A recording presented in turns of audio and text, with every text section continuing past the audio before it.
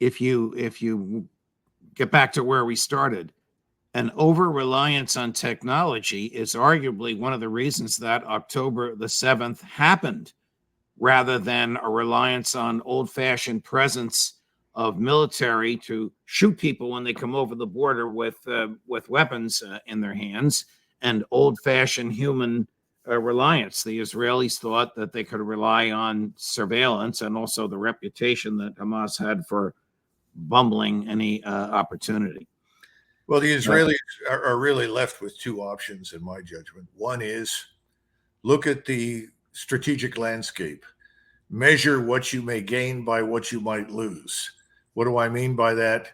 Let us say you've got voices saying, let's complete the job. Let's get it over with. Let's drive all these people out. Let's flatten Gaza. If you do that, what do you get? I think what you get is a regional war. You get the entrance of Turkey and eventually Iran and all the Arab states in the region.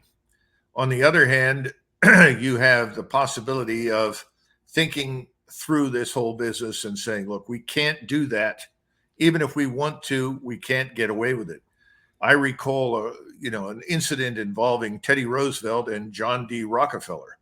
John D. Rockefeller came to Teddy Roosevelt when he was president and said, I've got great news. We've discovered oil and we know where it is. It's in the Middle East. And Teddy Roosevelt says, oh, that's interesting. And he said, well, what I want to do is I want to land an army. I want to kill everybody and take over the oil fields. And Teddy Roosevelt says, well, I'm not giving you the Army or the Navy to do that. He says, I don't need that. I have my own Army and my own Navy. I'll do it. Teddy Roosevelt said, that's out of the question.